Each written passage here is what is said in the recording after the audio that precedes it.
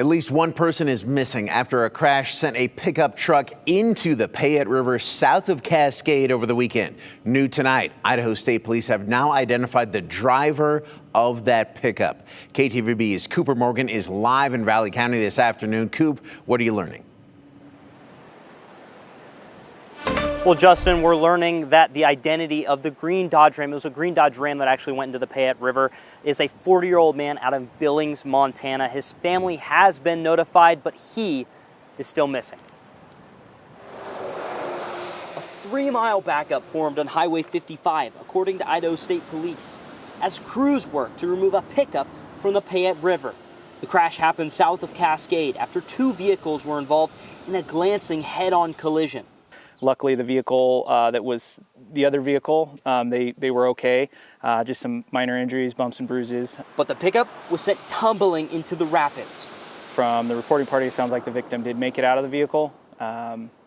So we were dispatched. We went en route. I immediately called Cascade Raft Company. We have a pretty good partnership with them. A couple world-class kayakers in there to help with the search.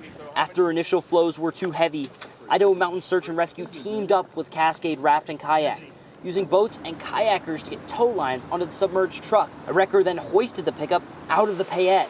So we've done it a few times. It's not very common, but in this instance where the truck went in was a very dangerous stretch for a river. Very high water flows right now. And so in that case, we would call the water master that runs that stretch of the Payette and have them start lowering the flows. Unfortunately, to do that, it takes 24 to 36, 48 hours. The operation has now shifted from a rescue to a recovery. Search and rescue teams are conducting riverbank searches downstream from the crash site, with an additional 10 volunteers coming from Boise to help look through dusk. Captain Courtney says Highway 55 is getting busier as the region enters the 100 deadliest days of summer travel. And he's urging drivers to slow down and please be patient. You need to slow down, take your time, especially on weekends. Get in line. Unfortunately, a lot of wrecks that we run on that road, from our point of view, are very preventable, and it's speed and patience.